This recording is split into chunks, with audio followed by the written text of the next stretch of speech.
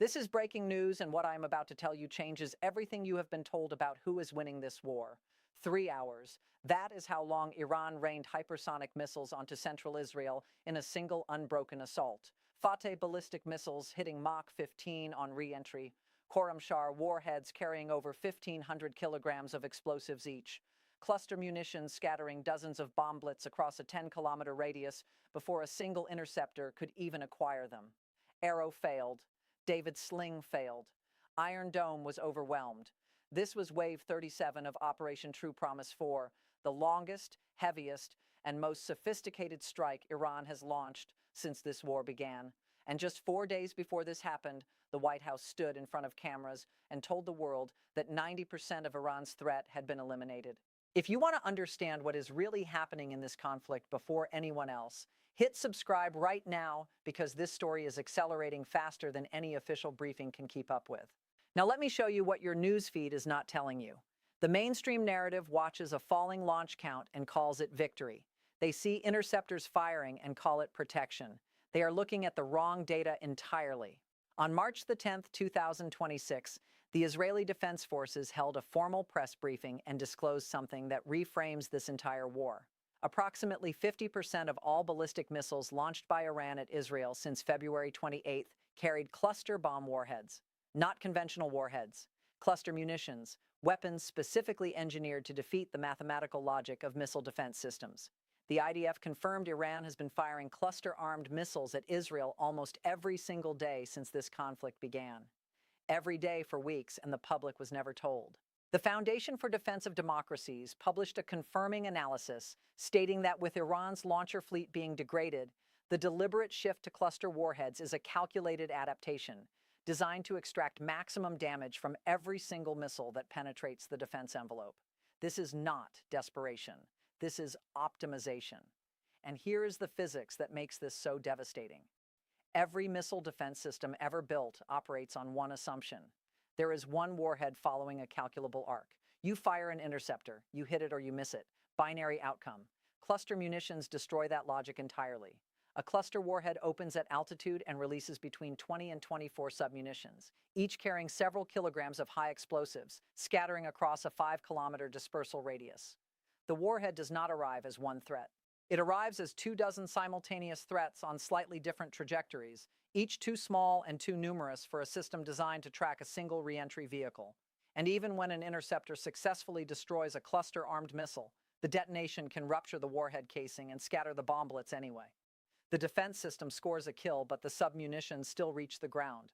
Iran identified this vulnerability and built its entire warhead doctrine around it.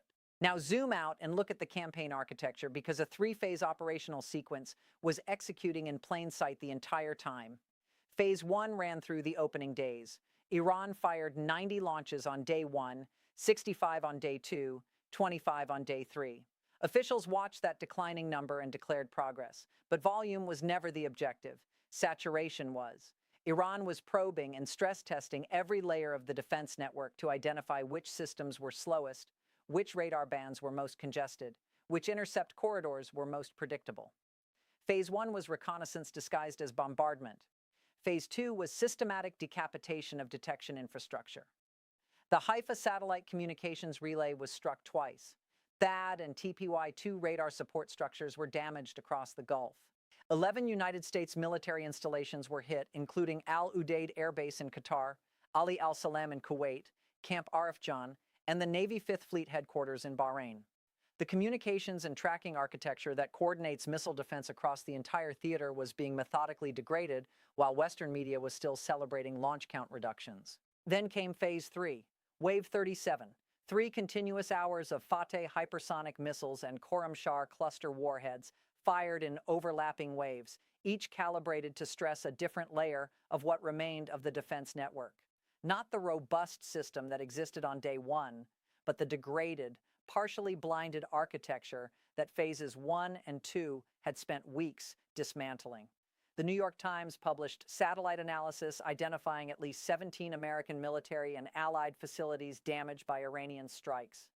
Estimated damage to the 5th Fleet headquarters alone reached $200 million. At Ali Al Salem, at least 6 satellite communications structures were destroyed.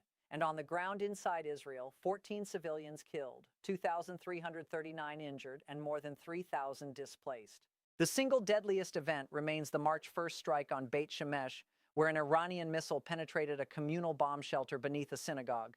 9 people killed, including 3 teenage siblings. 2 interceptors were fired at that missile. Both failed. And here is the admission that should alarm everyone. A senior American defense official told the New York Times that Iran's ability to damage United States facilities across the Gulf region defied expectations inside the Trump administration. Defied expectations is the most restrained possible way of saying the pre-war intelligence assessment was fundamentally wrong about what Iran could reach and what Iran had prepared to execute. The Pentagon confirmed it does not have a complete picture of how many Iranian launchers remain operational after weeks of strikes and thousands of munitions expended. Now here is where this stops being a foreign policy story and becomes your story. 3 chains of consequence are already in motion. First, the Strait of Hormuz. 20% of the entire world's daily oil supply moves through a waterway 33 kilometers wide at its narrowest point. On March the 10th, the U.S. military destroyed 16 Iranian mine-laying vessels near that strait. Iran was not threatening to close it. Iran was in the process of closing it. Maersk and multiple major shipping firms have suspended or rerouted Gulf sailings. Marine insurance premiums have spiked. Every additional kilometer on alternative routes adds cost that moves through the supply chain until it reaches the price of goods on your shelf. If that strait closes for even 72 hours, energy markets react within hours, and energy price shocks accelerate inflation across every sector that moves, manufactures, or refrigerates anything. Second, the arsenal depletion problem. Every Arrow 3 interceptor costs approximately $3 million. Every salvo of 2 interceptors against a single missile means $6 million expended in 90 seconds. Multiply that across weeks, and interceptor consumption is straining Allied stockpiles in ways defense ministries will not publicly quantify. The United States is actively resupplying Israel, and that competes directly with American commitments elsewhere. Defense analysts are examining whether current consumption rates are creating inventory gaps affecting American deterrence posture in the Pacific. If a second crisis erupts near Taiwan, while stockpiles are drawn down for the Middle East, the response calculus changes dramatically. Third, the cluster munitions precedent. More than 100 countries signed the Convention on Cluster Munitions banning these weapons. Iran has not signed. Israel has not signed. The United States has not signed. Iran just demonstrated at scale that cluster-armed ballistic missiles effectively defeat the most sophisticated missile defense architecture in the world. Every military procurement office on the planet watched that demonstration. The normalization of cluster munitions as a standard warhead configuration is no longer theoretical. It is an emerging battlefield standard. Iran just proved that a sanctions-constrained regional power can systematically blind the most expensive defense architecture ever assembled through sequenced, layered operations. Radars first, communications second, heavy warheads into the darkness. If this doctrine continues executing, Wave 38 does not face what Wave 1 faced. It faces something significantly worse. The White House narrative and the battlefield reality are now separated by a distance no press briefing can close. The interceptor stockpiles are being drawn down. The strait remains open today, but barely. The cluster munitions precedent is already set. None of these trajectories have reached their endpoint. This story is not finished. It is accelerating, and the next development will not announce itself with a warning. It will simply arrive.